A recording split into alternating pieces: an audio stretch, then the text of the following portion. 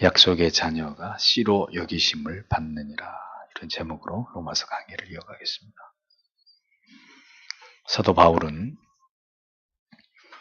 복음을 거부하고 있는 같은 민족으로서의 이스라엘에 대해서 느끼는 마음의 큰 아픔과 고통을 절절히 고백했습니다. 그러나 그의 이러한 이스라엘을 향한 깊은 연민과 우려는 자칫 이스라엘은 아무도 구원에 이를 수 없다는 의미로 오해를 불러일으킬 수 있는 여지가 있었고, 하나님의 언약이 이스라엘의 거부로 그러면 이루어질 수 없는 것인가에 대한 회의와 불신을 가져올 수 있는 문제를 그런 여지를 만들고 있었습니다. 그러므로 사도는 이어지는 설명을 통해서 하나님의 구원에 대한 섭리를 자세하게 설명하고 있는 것을 보게 됩니다. 하나님의 구원 언약은 결코 파기되거나 소멸되지 않고 다만 혈통적인 이스라엘을 통해서 이루어지는 것이 아니라 하나님께서 선택하신 언약의 자손으로서의 참된 영적인 이스라엘 백성들을 통해서 성취된다는 점을 사도가 분명히 밝히고 있는 것을 볼 수 있습니다. 다른 나라와 민족들과 비교해서 가장 탁월한 특권을 받은 이스라엘 민족이었지만 그들이 왜 그리스도의 복음을 거부하고 하나님께 버림을 받을 수밖에 없었는지를 설명하기 위해서 사도 바울은 이삭과 야곱의 예를 들어서 하나님의 절대 주권적인 선택과 유기의 예정 교리를 통한 하나님의 구원의 계획과 그 섭리를 밝히고 있었던 것입니다. 장로교는 전통적으로 칼빈의 예정 교리를 믿습니다. 이것은 신구약 성경 전체에서 우리의 구원을 설명하고 있는 핵심적인 교리입니다. 사도는 이제 이 교리를 이스라엘 백성들에게 설명하기 위한 논증을 시작하고 있습니다. 어떤 교단을 통해서 어떤 교파를 통해 예수를 믿든지 성경이 우리에게 명백하게 말씀하고 있는 이 하나님의 구원에 대한 작정, 이 예정 교리를 믿지 않는 믿음은 구원과는 관계없는 믿음이 될 수밖에 없다라는 것을 우리는 분명하게 이 말씀을 통해 다시 깨달아 보아야 할 것입니다. 바울이 얘기하는 이러한 구원에 있어서의 중요한 교리는 당시 이스라엘 백성들에게는 엄청난 충격이 아닐 수 없었습니다. 오늘도 올바른 구원의 도와 진리를 듣게 될 때 생애적인 충격을 받을 자들이 한국 교회 안에 부지기수라는 것이 참으로 우리의 마음을 무겁게 합니다. 우리가 믿어온 진리가 구원의 도가 과연 성경의 가르침에 부합한 것인가? 많은 사람들이 교회를 다니면서도 이러한 철저한 성경적인 검증 없이 맹목적으로 하나님을 신앙하고 있습니다. 이것이 얼마나 심각한 문제를 가져올지 전혀 알지 못하고 그렇게 무죄하고 맹목적인 종교적 관성에 이끌려서 신앙생활을 하고 있을 따름이라는 거죠. 참으로 우리의 믿음이 성경으로 돌아가지 않으면 분명히 화가 있을 것이라는 것을 우리는 기억해야 하는 것입니다. 6절에서 7절 말씀을 보십시오. 그러나 하나님의 말씀이 실패로 돌아갔다는 것은 아닙니다. 이스라엘 자손이라고 해서 모두 이스라엘은 아니며 또 아브라함의 씨이기 때문에 모두 그 자녀는 아닙니다. 다만 이삭에게서 태어난 자라야 내 씨로 불릴 것이다 라고 하였습니다. 이렇게 기록되어 있습니다. 사도는 먼저 이스라엘의 구원에 대한 언약이 무효화될 가능성에 대해서 강하게 부정하고 있습니다. 이스라엘 백성 전체가 단지 그들이 혈통적으로 이스라엘 백성이라는 이유만으로 구원을 받을 수 있는 것은 결코 아니지만 그럼 이스라엘 가운데 구원받을 자가 아무도 없다는 것이냐 하면 그것은 결코 아니라고 사도는 분명히 이것을 밝히고 있습니다.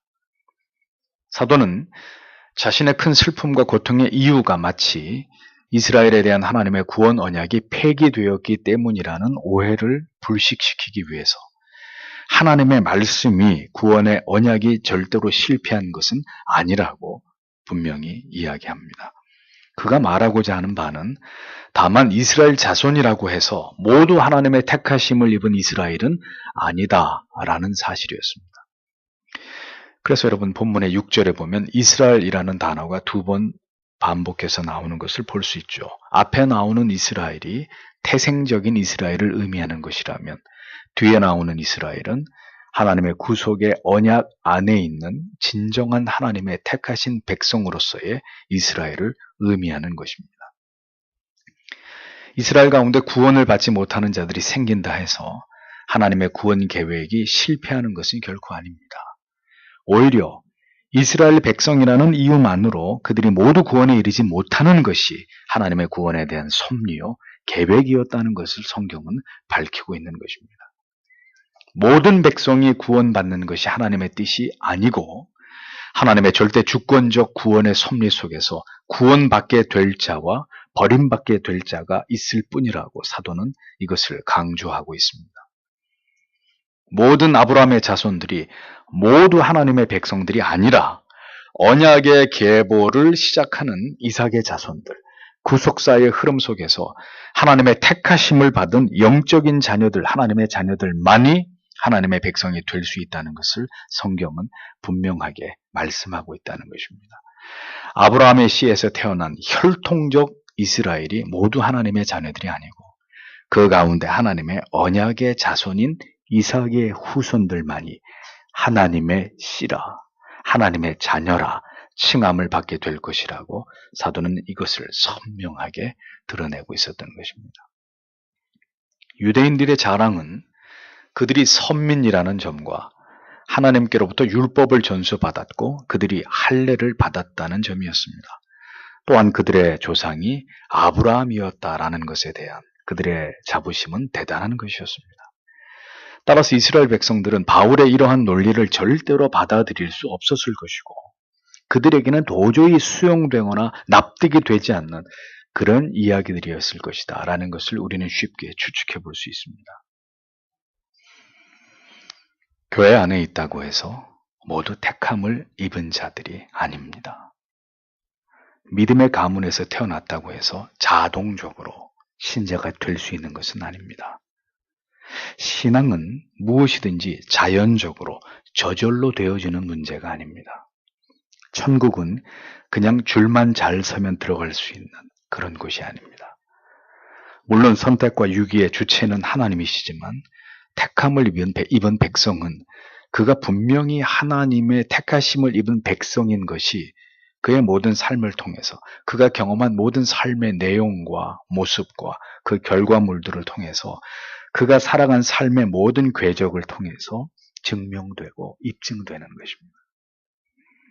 하나님께서 그렇게 그를 하나님의 사람으로 만들어 가신, 그를 택하신 언약의 자손으로 삼아 한평생의 삶 속에서 그와 함께 하신 증거들이 아브라함의 삶처럼 이삭과 야곱의 삶처럼 그렇게 펼쳐지게 되고 그 삶의 모든 모습들이 그가 하나님의 사람이었다는 것을 증명하게 되는 것이라는 거죠. 그러한 히스토리가 있어야 그가 하나님의 자녀임이 증명되는 것입니다. 나무가 열매를 통해서 말하듯이 말이죠. 신앙은 내가 믿어왔던 것에 대한 어떤 내 자신의 경험적 신념으로 완성되는 것이 아닙니다.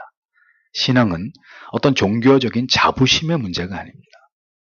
우리가 무엇을 행했고 무엇을 알고 있음으로 인해서 내가 얼마나 올바른 교회를 다녔다는 것만으로 확증될 수 있는 그런 성격의 것이 절대로 아니라는 것입니다. 이어지는 말씀을 보십시오. 8절에서 9절. 이것은 곧 육신의 자녀가 하나님의 자녀가 아니라 오직 약속의 자녀가 그 씨로 여겨진다는 것입니다. 약속의 말씀은 이것이니 곧 이 무렵에 내가 올 것이며 사라에게 아들이 있을 것이다 한 것입니다. 라고 기록되어 있습니다. 사도는 육신적으로 이스라엘 태생으로 태어난 자들이 하나님의 자녀들이 아니라 오직 약속의 자녀가 하나님의 진정한 자녀라고 말합니다. 아브라함의 씨라고 해서 모두 하나님의 백성이 아니라 오직 약속의 자녀, 언약의 백성만이 하나님의 자녀라고 명시하고 있습니다. 그 약속은 곧 하나님의 예정 속에서 주권적인 은혜의 결과로 창세전에 택하심을 입은 자들을 의미하는 것입니다. 하나님께서는 아브라함에게 이스마엘이 아니라 이삭을 통해서 하나님의 약속이 이루어질 것임을 분명하게 말씀하셨습니다. 명년 이때에라는 말은 다음에, 바로 지금, 바로 이때에 이런 뜻입니다. 자, 하나님이 그 시간을 지목하고 계시는 거죠. 모든 하나님께서 계획하신 위대한 일들이 일어나는 바로 그 때를 하나님이 모두 정하시는 것입니다. 어떤 인간도 시간을 지배하지 못합니다. 어떤 인간도 자신이 정한 때의 역사를 만들어내지 못합니다. 오직 하나님만이 모든 시간을 주관하시는 시간의 주인이신 그분만이 더 빠르지도 더 늦지도 않게 모든 때를 결정하십니다. 그리고 그 일을 한치의 오차도 없이 행하시는 것입니다. 모든 역사는 그렇게 그 하나님의 때에 이루어지는 것입니다. 구원의 시기와 그 때는 하나님께서 정하시는 것입니다. 하나님께서 찾아오시는 그 날은 반드시 하나님의 자녀들에게 임하게 되어 있습니다.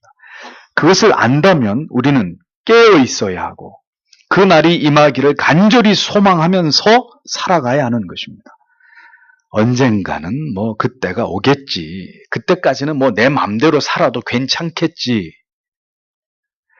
혹시 자신의 거듭남과 회심의 문제를 그런 태도로 일관하고 계시는 분이 있다면 자녀들의 회심의 문제를 그렇게 시간 속에 맡겨둔 채로 무책임하게 그것을 방치하고 계시는 분이 계신다면 그것은 결코 하나님의 그 때를 바라고 소망하는 자의 합당한 마음의 정서와 믿음의 태도와는 거리가 먼 것이라는 것을 분명히 아셔야 할 것입니다. 이것은 주권적인 하나님의 선택하심입니다. 이삭이 태어나기도 전에 하나님께서 이 약속의 말씀을 아브라함에게 말씀하셨습니다. 하갈에게서 낳은 이스마엘이 아니라 사라에게서 낳은 그자가 하나님의 약속의 후손이 될 것이라고 하나님이 확언하신 것입니다. 저는 오늘 이 자리에서 말씀을 듣고 계시는 분들 가운데 아직 회심을 경험하지 못한 분들에게 분명하게 이 말씀을 드리고 싶습니다. 오늘의 교회가 유아 세례를 베푸는 것은 구약의 하나님의 언약 아래 있는 부모에게 태어난 아들에게 할례를 시행했던 것에 그 근거를 둡니다. 즉 부모의 신앙의 보증을 통해서 하나님의 약속 아래 태어난 자녀에게 유아 세례를 베풀므로 그가 예수 그리스도에게 속한 자녀임을 증표하는 행위가 유아 세례입니다. 그리고 그가 성장하면서 분명히 그가 언약의 백성이라면 성령의 지도하심 속에서 그가 진지하게 그리스도를 찾게 될 것이고 결국은 회심의 은혜를 통해서 그에게 믿음이 생기게 되고 구원의 길을 걸어가게 될 것을 믿고 이렇게 세례를 베푸는 것이죠. 그래서 그 아이가 자라서 스스로 신앙을 고백할 수 있는 나이가 되었을 때 교회는 회심의 여부를 면밀히 살핀 이후에 그것을 확인하고 입교를 시키는 전통을 따르고 있는 것입니다. 그러므로 유아 세례가 곧 구원받은 증표는 될 수 없지만 그가 믿음의 가정에서 태어난 언약의 백성일 수 있음을 증명해주는 수단은 될 수 있습니다. 그렇기 때문에 하나님의 자녀들은 자신이 성장하는 과정 속에서 반드시 올바른 신앙의 교육을 받아야 하고 그것을 통해서 자신의 회심의 유무를 확인함과 동시에 자신이 언약의 자손이라는 사실을 확신하고 그것을 바탕으로 십자가에 구속하신 은혜를 알고 그것을 진실로 경험하기를 간절히 갈망해야 한다는 것입니다.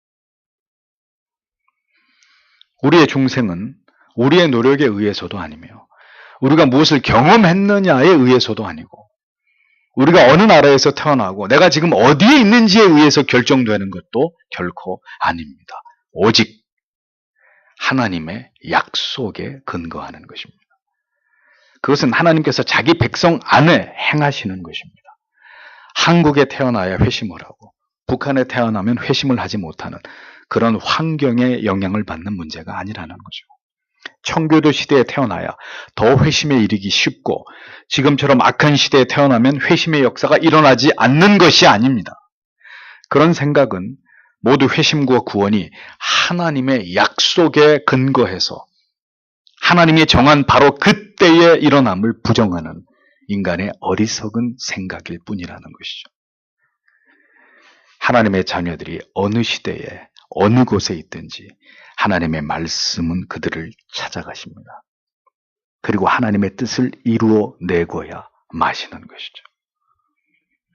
내가 거듭났기 때문에 하나님의 약속이 유효한 것이 아니라 하나님의 약속이 분명히 나를 향하고 있음을 믿기에 우리는 우리 자신과 우리 자녀들의 회심을 위해 기도하는 것이고 주의 은혜와 긍휼과 자비를 그렇게 우리는 구해야 된다는 것을 절대로 잊어서는 안 되는 것입니다. 이미 우리가 교회를 다니고 있고 올바른 진리의 하나님의 말씀을 듣고 있다면 하나님의 약속이 이 모든 구도의 과정을 통해서 내 안에 실현되고 이루어진다는 것을 믿고 간절히 십자가를 경험하기를 앙모하는 마음을 가져야 하는 것입니다. 그러한 마음으로 오늘도 아직 믿음과 확신이 없을지라도 하나님 앞으로 나아가는 자가 하나님의 언약의 백성이 될 수 있는 것입니다. 하나님께서는 약속의 하나님이십니다. 미리 정하신 자들에게 믿음을 주시고 그가 믿음을 얻도록 그의 생애를 인도하시는 아버지십니다. 하나님의 약속이 이루어지기까지 인간이 걸어가야 하는 그 구도의 길은 그러나 결코 쉽지도 않고 간단하지도 않습니다. 그 기간은 결코 짧은 기간도 아니란 말이죠. 그러나 우리가 분명히 성령께서 그 약속을 언약의 백성 가운데 이루고자 하실 때 한 사람의 영혼 안에 어떤 일들이 일어나는지를 우리는 분명히 그것을 깨달아 알 수가 있습니다. 하나님은 그것을 말씀을 통해 보이셨고 여러 방편을 통해서 우리에게 그것을 깨달아 알 수 있는 지식을 주셨습니다. 이 주제를 가장 잘 표현하고 묘사한 책 중에 하나가 성경 다음으로 그리스도인들이 가장 많이 읽고 구원의 길을 배우게 되었던 존 버년의 철로 역정이라는 책이죠. 평범한 일상을 살아가던 자연인이 어떤 경로를 통해서 마침내 예수 그리스도를 경험하고 크리스천이라는 이름을 갖게 되었고 그가 천성길로 가는 여정 속에서 어떤 일들을 경험하는지 매우 정밀하고 소상하게 그 로드맵을 보여주고 있는 책이 바로 철로 역정입니다.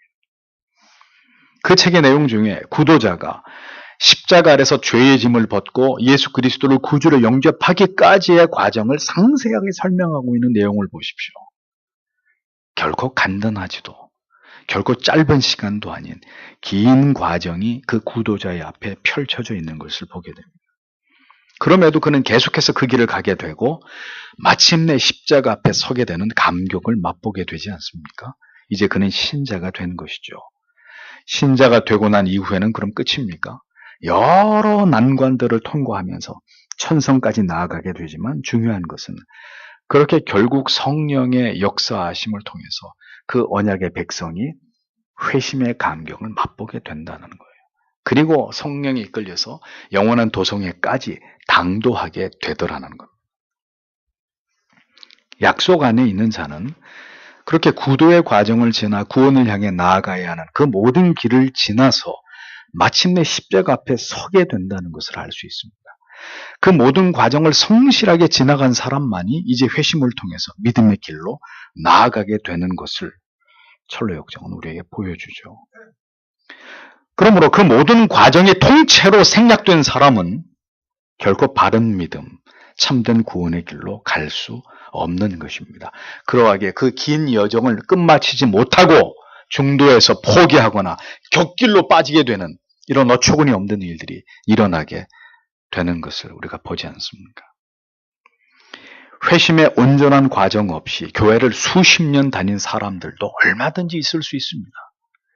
그런 맹목적인 교인이 참된 믿음의 길로 들어설 수 있는 길은 어느 날 하나님께서 그가 오늘까지 걸어온 신앙의 삶이 모두 헛된 것이었음을 깨닫게 하시고 마침내 참된 신앙의 길을 그에게 보이시면서 그를 각성시키시고 참된 회심에 이르게 하심으로 다시 새롭게 신앙을 시작하게 하시는 그런 은혜를 부어주시는 것입니다. 많은 분들이 올바른 복음에 대한 설교를 뒤늦게 듣고 이미 교회를 다닌 지 수십 년이 지난 지점에서 회심을 경험하고 그 경험을 이야기하시는 것을 종종 듣곤 합니다. 그렇게 하나님께서는 늦게라도 회심하지 않은 신자들에게 참된 복음을 통해서 회심의 길로 인도하시는 것을 본단 말이죠. 그것은 그가 언약의 사람, 하나님의 약속 아래 있는 사람이었기 때문이라는 겁니다. 약속의 사람은 반드시 구원의 길을 가게 되어 있습니다. 회심을 위한 모든 과정들을 성실하게 밟아가게 됩니다. 그가 회심 없이 다닌 수십 년의 종교 생활은 모두 헛되고 무의미할 뿐임을 깨달아서 반드시 참된 구원의 길로, 생명의 길로 하나님은 가게 하신단 말이죠. 그렇게 약속의 자녀만이 참된 구원의 길로 가게 되는 것입니다. 그 모든 과정이 영혼 가운데 생생하게 나타나고 이루어짐으로 마침내 구원의 감격을, 십자가의 구속의 은혜에 대한 복받치는 기쁨과 감사를 한평생 간직하면서 어떤 고난 속에서도 그 믿음을 지켜낼 수 있는 믿음의 사람으로 변화되어 가는 것이죠. 그렇게 신앙의 길을 가게 되는 것입니다. 그것이 약속의 자녀들에게 일어나는 구원의 역사라는 거죠. 언약의 계보가 계속 이어지고 있음을 사도가 설명합니다. 아브라함에게서 이삭으로, 이삭에게서 야곱으로 넘어갑니다. 10절에서 12절을 보십시오. 그뿐만 아니라 리브가도 한 남자 곧 우리 조상 이삭으로 말미암아 임신했는데 두 아들이 아직 태어나기도 전에, 그리고 또 어떤 선이나 악을 행하기도 전에 하나님께서는 자신이 선택하시는 뜻을 지속시키시려고, 또 그것이 사람의 행위가 아니라 부르시는 분에게 달려있다는 것을 보여주시기 위해 큰 자가 어린 자를 섬기리라 하고 리브가에게 말씀하셨습니다. 이렇게 기록되어 있습니다. 하나님의 약속이 어떻게 진행되고 있는지를 사도는 설명합니다. 아브라함의 아들 이삭, 그의 아내 리브가를 통해서 두 아들이 태어나게 되는데, 그들이 태어나기도 전에, 그들이 이 세상에 태어나서 어떤 선과 악을 행하기도 전에 이미 하나님이 누구를 선택하실지를 모두 정하셨다고 말합니다. 하나님의 예정은 태어나기 전에 이미 모두 주권적으로 정해지는 것이고, 그것은 우리가 가진 어떤 조건이나 우리의 어떤 행위에 근거한 것이 절대로 아니라는 것을 성경은 보여줍니다. 사람의 선행과 악행의 어떤 기준이, 어떤 그것에 의한 기준이 아닌 오직 하나님의 절대적인 주권을 통해서 하나님의 작정은 이루어진다는 사실을 말씀하고 있는 것입니다. 우리가 존재하게 되고 우리의 삶을 보고 나신 이후에 우리의 행위를 통해서 선택과 유기를 판가름하신 것이 아니라 이 모든 것이 하나님의 주권적인 섭리에 의해서 우리가 태어나기도 전에 이미 그렇게 되어진 것이라고 사도는 설명하고 있습니다. 태어나기 전부터 하나님께서는 장자 에서가 아니라 차자 야곱을 선택하셨고 그가 장자가 될 것이라는 점을 예고하셨습니다. 그러니까 이삭의 선택은 그의 혈통에 의한 것도 아니고 그의 어떤 공로에 의한 것이 절대로 아니라는 것을 분명히 나타내고 계시는 거죠. 이것이 바로 인간이 절대로 침해할 수 없는 하나님의 뜻, 하나님의 absolute authority, 하나님의 절대적 주권입니다. 그 주권적 선택이란 말이죠. 그 일은 아브라함과 사라가 나이 많아 생산할 힘이 없을 때 하나님의 전적인 은혜로 말미암아 이삭이 태어나게 되었듯이 야곱의 선택을 받게 된 것도 야곱에 의한 어떤 조건 때문이 아니라 전적인 하나님의 은혜로 말미암은 것임을 성경은 우리에게 분명히 말씀하고 있습니다. 오직 은혜를 통해서, 그 불가항력적인 은혜를 통해서 언약의 백성들이 그렇게 하나님의 선택 안으로 들어오게 되는 것이고 구원에 이르는 믿음을 갖게 되는 것임을 진리는 우리에게 선명하게 말씀하고 있는 것입니다. 구원은 인간의 행위가 아닌 부르신 분의 의지와 뜻의 선택에 의한 것임을 우리는 분명히 믿어야 합니다. 택한 백성은 그가 비록 죄 아래 태어났고 이 세상에서 때때로 다윗처럼 악한 죄를 범하게 되더라도, 베드로처럼 더디 깨닫더라도, 요나처럼 도무지 하나님의 뜻을 알지 못하고 그것을 거부하더라도, 욥처럼 감당기 힘든 고난을 겪게 되더라도 하나님은 결코 그를 버리지 않습니다. 사울처럼 잔인하게 예수를 믿는 자들을 핍박하던 자들도 하나님께서는 결국 그를 찾아가서 십자가 아래 굴복시키시고 그를 통해서 하나님께서 이루고자 하시는 뜻을 마침내 펼쳐내시고 성취하시는 분이십니다. 이러한 진리는 아직 회심을 하지 않은 사람들의 방종을 합리화하는 구실의 근거가 되는 것이 아니라 오히려 이 가슴 뛰는 진실 앞에서 내게도 속히 그러한 하나님의 은혜가 임해서 근본적인 생애의 변화를 열망하게 만드는 동기를 우리에게 제공해주는 귀한 은혜가 되어야 마땅한 사실입니다. 큰 자가 하나님의 사람이 아니라 작은 자가 하나님의 사람이 되게 하셨습니다. 이스라엘이 하나님께로 먼저 돌아오는 것이 아니라 모든 이방인들이 먼저 하나님께로 돌아오게 되는 것입니다.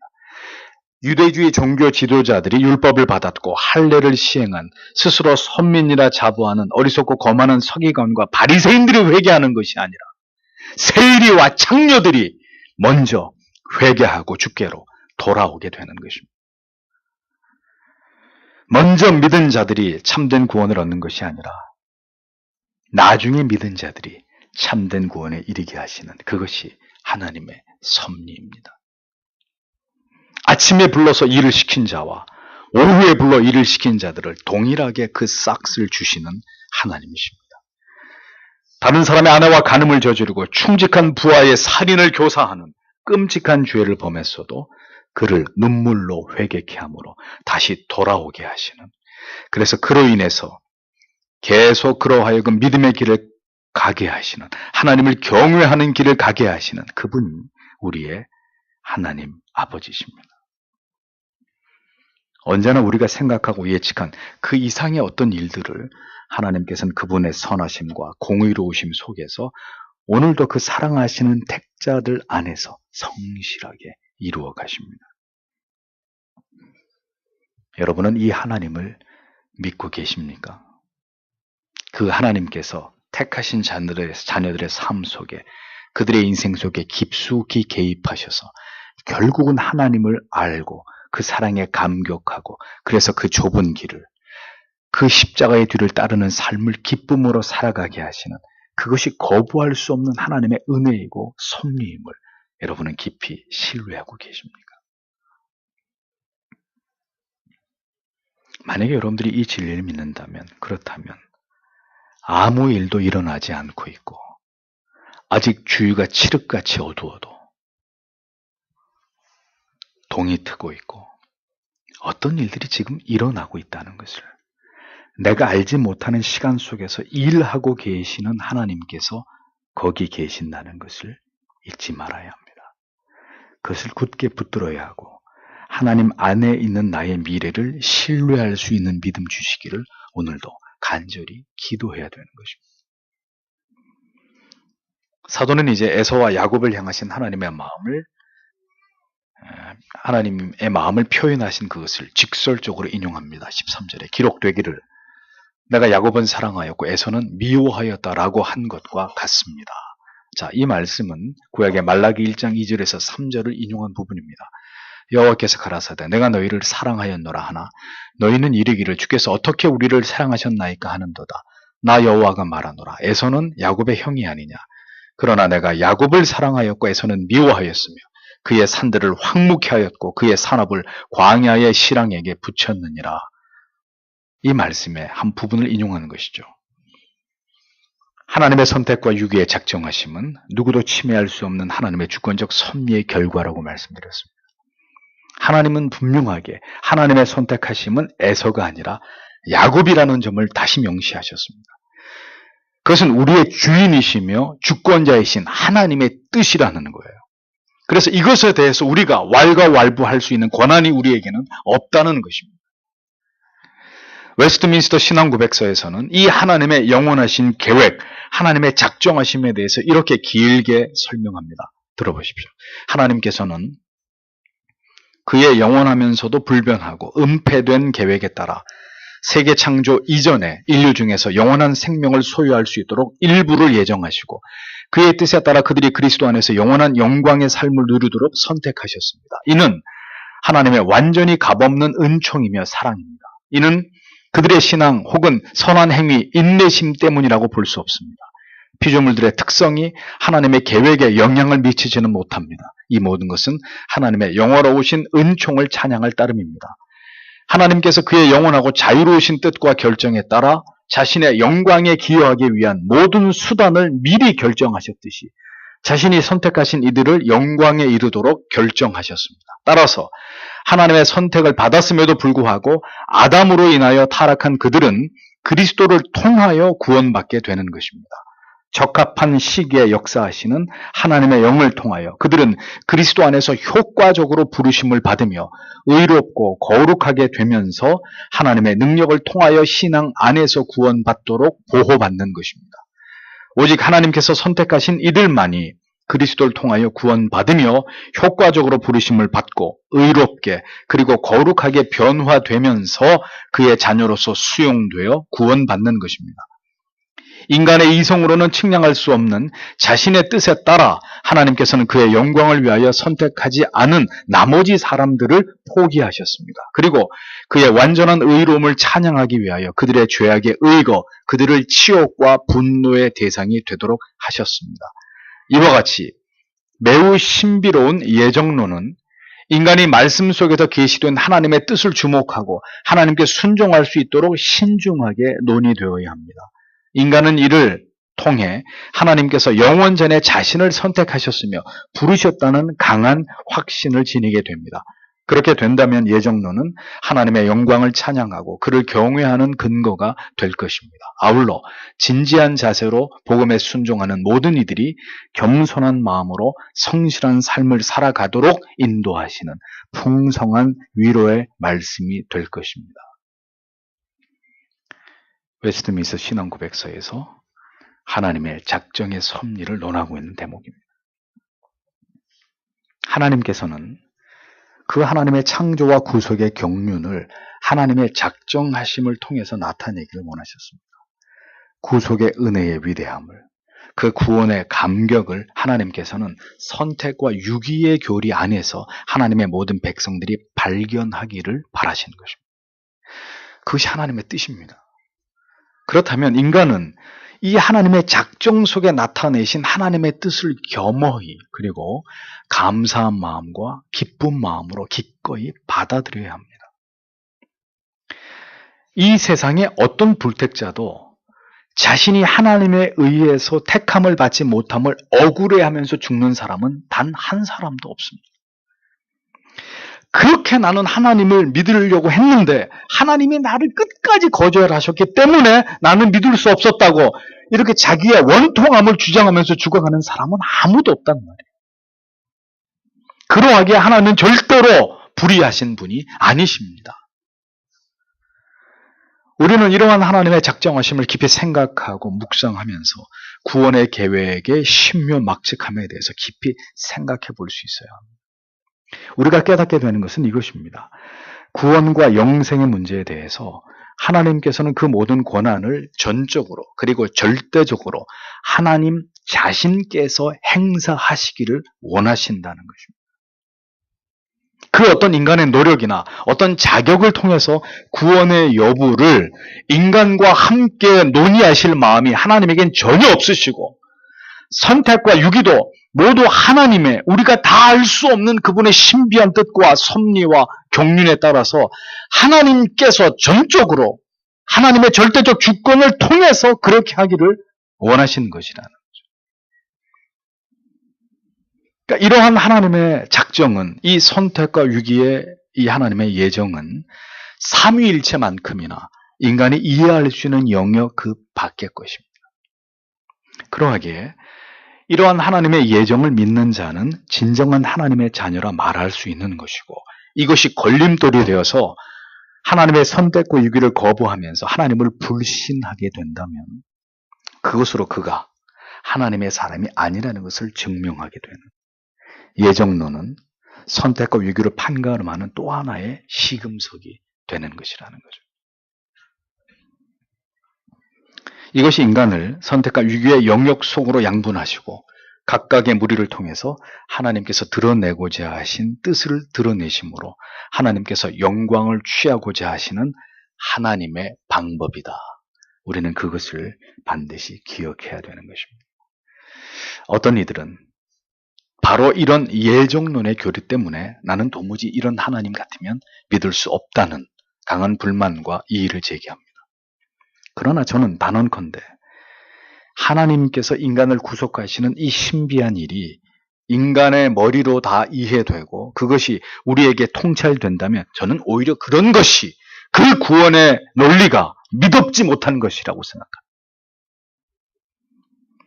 오히려 절대적인 하나님의 주권 속에서 하나님께서 그렇게 하나님의 주권적인 통치하심 속에서 얼마든지 인간의 구원의 문제를 하나님이 스스로 홀로 그분이 그렇게 하실 수 있어야 한다는 것이 저는 저의 신앙의 고백입니다. 그것을 우리하고 절대로 상의하지 않으시고 그분의 주권적인 뜻에 따라서 그렇게 하시는 것이 저는 옳다고 생각하는 것입니다. 힘주어 말하건대 그러한 방법이야말로 하나님의 하나님 되심을 가장 극명하게 드러내신 하나님의 뜻이라고 저는 믿습니다. 왜 하나님께서 당신의 그 위대하신 신비한 구원의 계획과 섭리를 모두 인간에게 이해시켜야만 합니까? 왜 아직도 우리가 이해되고 경험되는 것만을 진리로 인정하려고 하는 오만함을 우리는 버리지 못하는 것일까요? 왜 하나님께서 오늘 우리의 삶에 일어나는 모든 일들에 대해서 그대에게 다 설명해 주어야 된다고 생각하시는 것입니까? 신앙은 믿고 쫓아가는 것입니다. 불뱀에 물린 모든 자들, 놋뱀을 쳐다보아라! 그러면 산다! 쳐다보는 것입니다. 미쳤어 그걸 쳐다보게? 응? 우리를 바보로 하는 거야? 그런 태도가 아니라 믿고 바라보고 쫓아가는 것입니다. 그 약속을 믿는 것입니다. 하나님의 약속을 믿고 아직 가보지 않은 그 길을 주를 의지하면서 한 걸음 한 걸음 앞으로 나아가는 것입니다. 그것이 구원의 길로 행하는 우리에게 필요한 겸손한 자세이고 태도입니다. 말세 인간들을 보십시오. 하나님의 자리를 밀어내고 일꾼이라는 이름으로 인간을 숭배하는 이 세상을 보십시오. 나를 다 이해시키라는 것입니다. 인간의 상식으로 이해할 수 있는 것들을 수용하겠다는 겁니다. 말도 안 되는 소리는 짓거리지 말라 이거죠. 모든 것이 인간을 위해서 모든 법을 뜯어고치고 제도를 바꾸고 세상을 뒤엎는 일들을 하나님을 멸시하고 있는 오만한 인간들이 지금 저지르고 있는 것을 우리는 보지 않습니까? 믿고 따르는 것입니다. 인간의 사랑은 그 대상에게서 느껴지는 매력적인 조건에 반응합니다. 그러나 하나님의 사랑은 하나님의 사랑도 그럴 것이라는 어리석은 생각을 하지 마십시오. 하나님의 사랑은 하나님께서 사랑하시고자 하는 대상의 어떤 좋은 점에 끌린 결과가 아니라 오히려 하나님의 그 사랑이 우리를 조건 없이 사랑하시는 원인이 되는 것입니다. 만약에 하나님의 선택과 유유가 인간의 어떤 선제적인 자격과 조건에 의해서 이루어진 것이라면 하나님은 불의하신 하나님이라고 말할 수 있을 것입니다. 그러나 하나님의 선택과 유기는 창세 전에 우리가 만들어지기도 전에 이미 하나님께서는 우리가 다 알 수 없는 섭리와 경륜 속에 선택과 위기를 결정하신 것입니다. 이 하나님의 절대 주권적인 작정과 섭리가 지금은 올바로 이해되지 않는 분들이 계실 수 있습니다. 그러나 믿음의 깊이가 깊어지고 성경에 대한 이해가 더욱 확장될 때 성령께서 이러한 진리가 분명히 깨달아지고 믿을 수 있는 은혜를 주실 것이라고 믿습니다. 그때는 이것을 온전히 이해할 수 있는 그런 영역의 이야기입니다. 진리입니다. 우리가 이러한 진리를 대하는 올바른 태도는 하나님에 대한 오해로 불신과 회의를 갖는 것이 아니라 오히려 이러한 하나님의 작정 속에 담겨진 하나님의 은혜와 사랑, 끝까지 자기 백성들을 견인하시는 하나님의 성실하심을 우리는 더 묵상하면서 우리 안에서 이 모든 일들을 이루어 가실 하나님을 찬양하고 우리가 그 은혜와 사랑 안에 있다는 사실을, 그 약속 안에 있다는 사실을 감사하고 기뻐하는 하나님의 자녀들이 되어야 하는 것입니다. 무엇보다 그리스도 밖에 있는 자들이나 믿음의 자리를 이탈한 자들에 대해서 우리는 심히 안타까운 마음으로 그들의 신앙의 회복과 회심의 화급성을 놓고 언제나 진지하고 간절하게 기도하는 한편, 하나님의 택하신 백성이라면 반드시 돌이켜 회개하고 그리스도를 구주로 영접하고 참된 신자가 되어질 것을 믿고 소망 가운데 아직 믿음과 확신이 없는 내 자신의 영혼을 위해서, 또 그리스도를 떠난 가족들과 지체들을 위해서 그들에게 부디 하나님의 은혜가 임하여 주시기를, 그 하나님의 약속이 마침내 그들에게 나타나고 그들이 하나님께로 돌아오는 위대한 일이 일어나기를 오늘도 간절히 기도하는 우리들이 되어야 하는 것입니다. 로마서의 복음은 우리에게 이 진리를 가르쳐 주면서 또다시 우리에게 이 풍성한 소망을 전해주고 있는 것이죠. 기도하겠습니다.